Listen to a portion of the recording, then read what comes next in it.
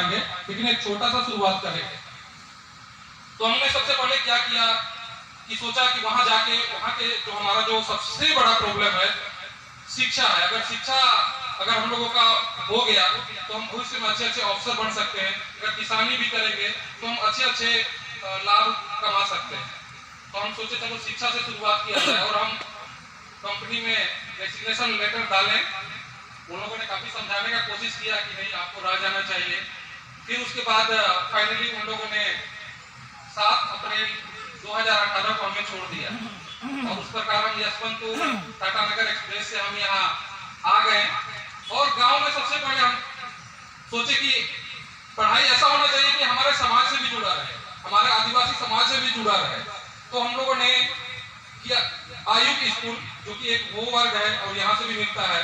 तो हम लोगों ने आयुक्त स्कूल खोला जो शाम को 2 बजे से चलता है। तो हम लोगों ने उद्देश्य भी रखा कि सभी जगह तो पैसा लगता है, लेकिन हम लोग तो पैसा नहीं लेंगे, लेकिन हम लोग क्वालिटी एजुकेशन देंगे। हम लोगों ने ऐसा सोचा, ये थोड़ा सा बहुत मुश्किल का काम था कि और हम लोग को इसी को कंटिन्यू रखना था। तो हमने गांव में हमारे साथ गोपाल है, तुराम है और भी कई सारे लोग हैं, हमने ऐसा बोला। तो शुरू में तो सबको एजुकेशन हुआ कि ऐसा कैसे करेंगे। तो हमने बताया कि नहीं ठीक है, पहले मैं जब स्टूडेंट था तो मैं गवर्नमेंट के अंदर में चाइल्ड साइंटिस्ट के रूप में मेरा सिलेक्शन नेशनल लेवल तक हुआ था। सभी प्रयोग को जोड़ के हम लोग एक नया सिस्टम बनाएंगे, एजुकेशन सिस्टम, और उससे बढ़ाएंगे और बच्चों को वहां से state level, national level, JPSC वगैरह का तैयारी कराएंगे। सब लोग सोचे पड़ गए कि गांव से जेपीएससी वगैरह कैसे निकालेंगे, कैसे लोग नेशनल लेवल जाके लोग यहाँ डिस्ट्रिक्ट लेवल नहीं जाते हैं। तो थोड़ा सा मुश्किल था शुरू में, तो हमें ही समय देना पड़ा। पढ़ाना शुरू किए और शुरू में तो 4 बच्चों से हम लोगों ने शुरू किया था। और गांव के अगल बगल में भी लोगों को पता था कि पढ़ा लिखा लड़का आया है, तो सबके गार्जियन भेजना शुरू किए कि चलो भेजते हैं। लेकिन सबसे पहला प्रॉब्लम हुआ गांव में, हम बताना चाहेंगे चाईबासा से भी लगभग हम लोग का 40 किलोमीटर से ऊपर है, जो कि उड़ीसा बॉर्डर टच करता है, नेटवर्क भी ठीक से नहीं पकड़ता है। तो हम लोगों को वहाँ के बच्चों को शुरू में जैसे हम कुछ बोलते थे तो या तो हमको वहाँ पे हिंदी सीखे थे और अंग्रेजी सीखे थे, और हमें स्थानीय भाषा जो हमारा हो भाषा है वो भी हमें ठीक से नहीं आता। जो जनरल था वो ठीक था, लेकिन हर चीज को ट्रांसलेट करना है वहाँ थोड़ा सा दिक्कत हो रहा था। तो और बच्चों को हिंदी नहीं आता था, बहुत बड़ा प्रॉब्लम हो गया। हम सिखाएंगे तो कैसे बनाएंगे, जो बोल तो दिए क्या सबको जेपीएससी कराना है, नेशनल लेवल ले जाना है, इंटरनेशनल लेवल ले जाना है, तो भाषा का प्रॉब्लम हुआ। तो सबसे पहले हम लोगों ने हिंदी भाषा से शुरुआत किया। तो शुरू में बहुत दिक्कत हुआ, लोग नहीं समझ रहे थे। जैसे हम लोग कुछ भी बोलते थे बच्चे डर जाते थे। जैसे कि हम लोग जब सफाई स्कूल का करते थे, बालू हटा, तो बच्चों को लगता था भालू आ गया, भागो। तो बहुत सारे प्रॉब्लम का हम लोगों को सामना करना पड़ता था। बोले नहीं, हर चीज का 2 मतलब हो सकता है, हमारे वो भाषा में अलग हो सकता है, अंग्रेजी में अलग हो सकता है, हिंदी में हो सकता है। तो हम लोग प्रतिदिन मेहनत किए और उस समय हम लोग एक भी दिन छुट्टी नहीं करते थे, क्योंकि वो रेगुलर स्कूल नहीं था, इनफॉर्मल स्कूल था, लेकिन प्रतिदिन होता था। सभी दिन बच्चे आते थे, हिंदी में हम लोग सिखाना शुरू किए, वीडियो दिखाना शुरू किए, तब बच्चे हिंदी समझना शुरू कर दिए। और हम बताना चाहेंगे 1 साल में बच्चे हिंदी बोलना फाइनली सीख गए। ठीक है, उसके बाद हम लोग बोले अब हम लोग यहाँ से आगे बात बढ़ाएंगे।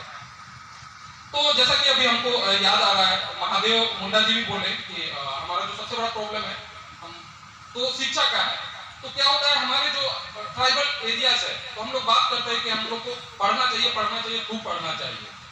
तो क्या होता है, गार्जियन सिर्फ बोलते हैं बच्चों को पढ़ो, तो गार्जियन का भी उतना गलती नहीं, क्योंकि हम अभी उतना ही अभी तैयार हुए। बच्चों को पूरा किताब दे दिया था, गार्जियन बोलता पूरा किताब कर दिए, पूरा ट्यूशन भी पढ़ाने भेज दिए, फिर भी फेल हो गया, फिर भी बहुत कम नंबर लाया, फिर भी सिलेक्शन नहीं हुआ। तो बहुत सोचे समझे क्या करना चाहिए। तो हमें लगा कि वो अच्छा कुछ ऐसा हो सकता है, जैसे कि हम सामने देख रहे थे हमारे पास बहुत सारा पाइप है। तो मान लेते हैं कि हम लोगों को चापाकल खोदना है और किसी नए जगह से आदमी को चापाकल खोदने के लिए लाया गया, चापाकल जिसको हम लोग नलकूप भी बोलते हैं, और उसको बोला जाए कि आप लोग को यहाँ पे पाइप लगाना है।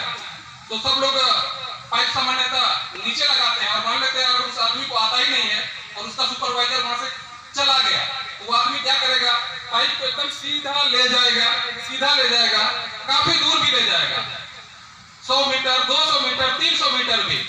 वो तो वहां फोन करके बोलेगा सर हम तो पाइप लगा ही रहे हैं, लेकिन फाइनली हम तो सही रास्ते में पाइप नहीं लगा रहे। ऐसे करके आप 1 किलोमीटर क्या 50 किलोमीटर, 100 किलोमीटर में भी हम लोग अपने जो भी इच्छित जगह है वहां नहीं पहुंच पाएंगे, मतलब हमारा जो रिजल्ट है वहां नहीं पहुंच पाएंगे।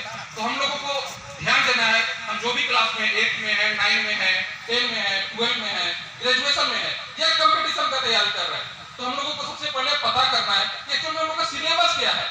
पूरा किताब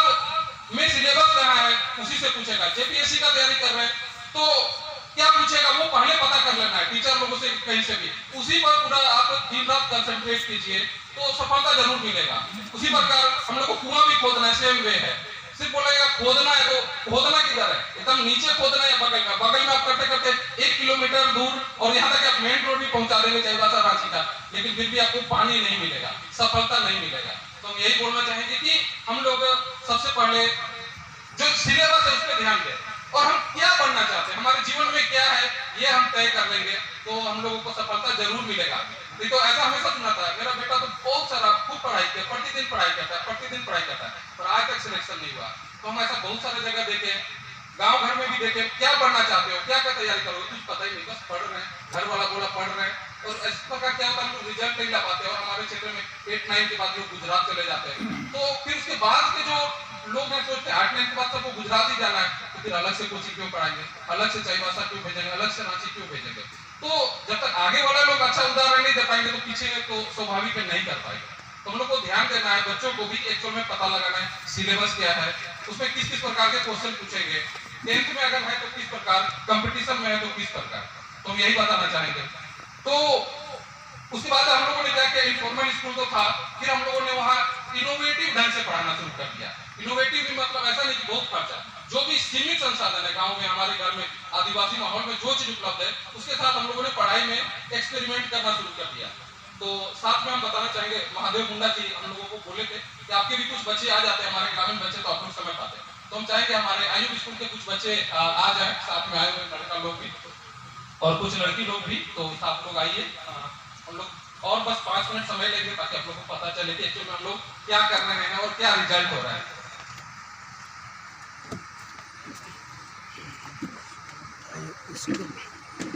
तो अभी सभी छात्र छात्राएं यहाँ आ रहे हैं, तो सबसे पहले छोटे बच्चे लोग भी आइए, आप लोग कुछ छोटे बच्चे भी साथ में हम लोग आए हैं और वो लोग पहली बार आए हैं अपने जिला को छोड़ के, हम लोग का पश्चिमी सिंहभूम जिला है। सोमनाथ आइए, सोमनाथ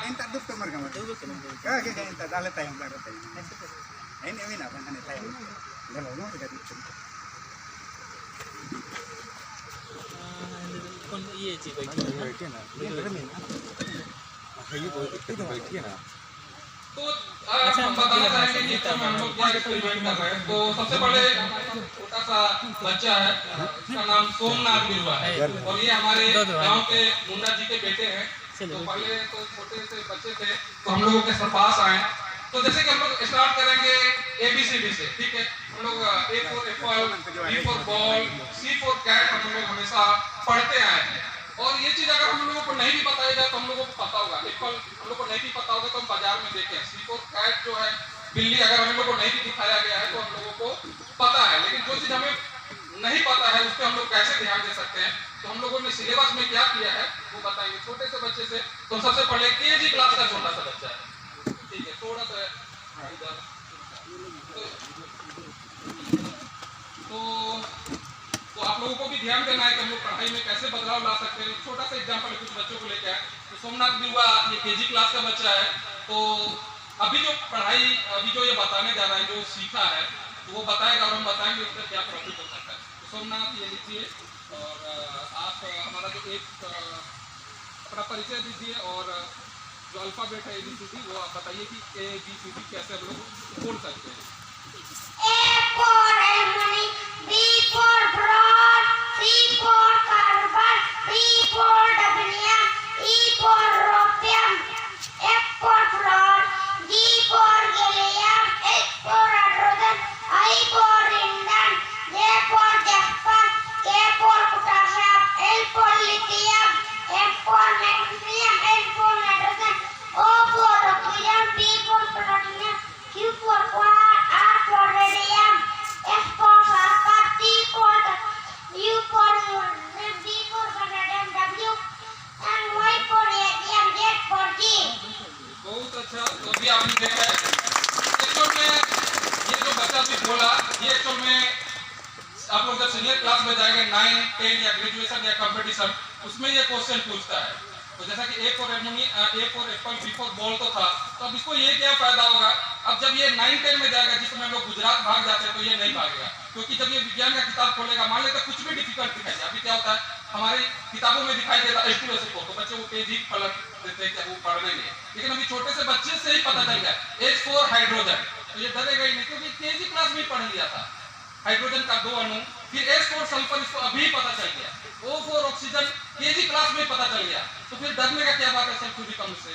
इसी प्रकार चीनी का अणुसूत्र C12H22 O11 होता है, सुनने में बहुत खतरनाक लगता है लेकिन है खतरनाक नहीं, इसको बचपन में पता चल गया, जो भी बच्चे हैं C4 कार्बन होता है, उसके बाद H4 हाइड्रोजन होता है, O4 ऑक्सीजन, तो इसका कितना अणु होता है वो हमें पता चल जाएगा, तो हम लोग को पढ़ाई छोड़ के फिर हम भी गुजरात जाएंगे ऐसा बोलने का जरूरत नहीं है, वो अपने क्लास में जरूरी अपने जब एज में जाएगा तो वो टॉप करेगा और इस प्रकार वो आगे प्रतिदिन तैयारी करके आगे बढ़ सकता है। तो हम लोग का सोच है कि हर दिन एक नया चीज सीखा है, सिर्फ एक दिन भी एक नया चीज सीखे तो साल में 365 नया चीज हम जानकारी दे सकते हैं, जो आगे कंपटीशन में पूछेगा, सिलेबस में पूछेगा, और उसको हम 10 साल जो बच्चे हम रहेंगे तो देखा जाए तो 3650 मिनिमम नया चीज तो सीखेंगे ही सीखेंगे।